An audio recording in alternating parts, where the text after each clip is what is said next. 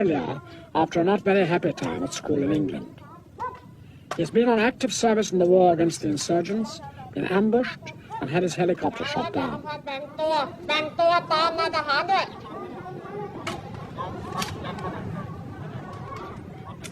What are the personal pressures on you in your role as Crown Prince? I don't know what it's like because I have been born the first second of my life I'm a prince. It's difficult to say what is it like to be a fish when you are a fish, or what is it like to be a bird when you're a bird. If you go and ask them, it's difficult because they don't know what it's like not to be a fish or a bird. In every life, I believe that they have pressures and they have stress and they have problems. And this is one kind of problem you have. It is the same as everybody. There are pros and cons, and there are advantage, disadvantage, and all sort of things. I'm not special. The Saijai Thai Fair is sponsored by Princess Siddhorn, who has interrupted her university career, a very distinguished one, since she won the highest finals grades of her year and holds 2 MAs, to work on her father's projects. Saijai means heart thread, the bond that unites the Thai people. They give aid to soldiers and police wounded while on duty in the border areas and to the families of those killed. At the same time, we have everybody from all parts of the country who sell their product, and the people of Bangkok will be able to know and to sell and to buy things from all the country in one day. At the fair, a star attraction, Princess Chulapon, who is a successful figure in Thai pop music. But she also plays solo classical piano in public concerts.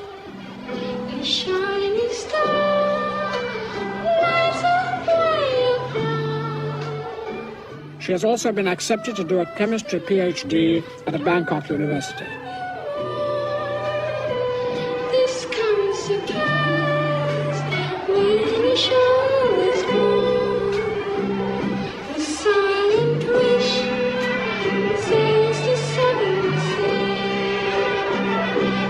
Winds of change whisper in the tree. And the walls of death rumble as they cry.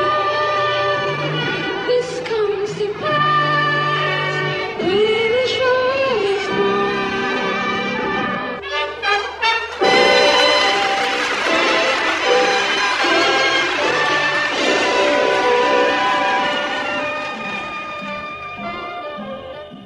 Her father, the king, is also a musician, among many other talents.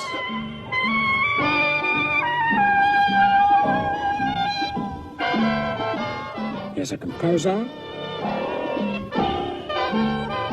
plays jazz, saxophone, clarinet, and several other instruments. He has played with Duke Ellington. When in Bangkok, he broadcasts a weekly program of jazz with his band from the radio station in the palace.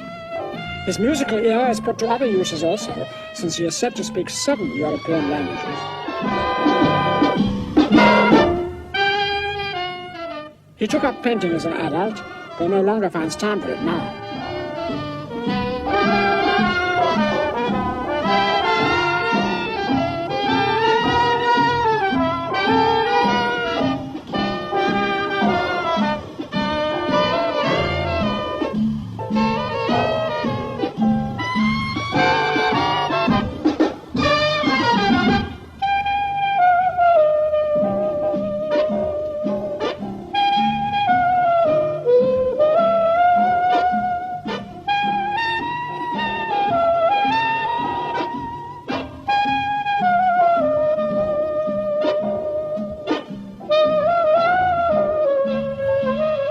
This painting, Gossip, is a favorite of his. He's been a keen photographer since his school days. His photographs tend to have single objects as their point of reference. He takes a great many portraits of the Queen and admits to being a little jealous when other people photograph her. He is still a keen sportsman and is particularly fond of sailing. He has built sailboats himself and designed a special rudderless engine for boats to use in the shallow waterways frequently found in Thailand where normal rudders get caught in vegetation.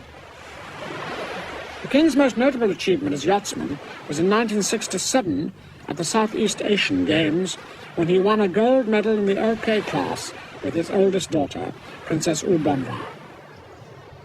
The princess is now married to an American. She works in Los Angeles as a nuclear physicist and has never returned to Thailand. An original and talented monarch, a worthy successor to his ancestors, the Chakri dynasty, to whom the royal family pay their respects in an annual ceremony on the coronation anniversary. Each king bears the titular name of Rama.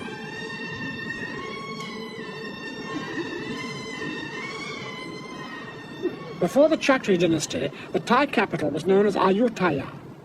In a savage war, the Burmese sacked the city and burnt it to ruins.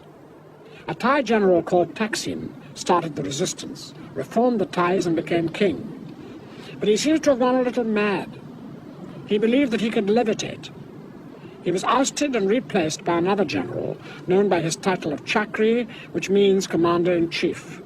He became king, taking the title of Rama I in 1782, and founded his capital at Bangkok. The present king is Rama IX. Kingship, if we have to use this word, has changed all the time. Since the old times and then since the advent of founding of Bangkok, our capital, it has always changed. My great-grandfather was the philosopher king. He was the king that you know under the name of King Mongkut. The famous king, model for the King and I, who came to the throne in 1851, aged 47, after having been a monk for 27 years. King Mongkut was full of ingenuity. He had a scheme for widening canals by driving buffaloes down them as a kind of living bulldozer. In other, more fundamental ways, he started to introduce Thailand to Western civilization. As a distinguished abbot and scholar, Mongkut knew Sanskrit, Pali, and several other Asian languages. He also taught himself English, and then read everything he could find about science, becoming especially good at astronomy. But this was finally to cause his death, for he had correctly predicted an eclipse of the sun, and insisted on taking his court to the place where it would be most visible. This was a fever spot. King Mongkut caught the fever and died. Mongkut's son, Chulalongkorn, succeeded in 1868. His reign lasted 42 years, and he brilliantly managed both to avoid conquest by Britain or France, and also to modernize Thailand along Western lines. He did not have an easy life. He began at the age of 15, and he had to create a place for himself. That means he had to define his own duties by taking up the basis that my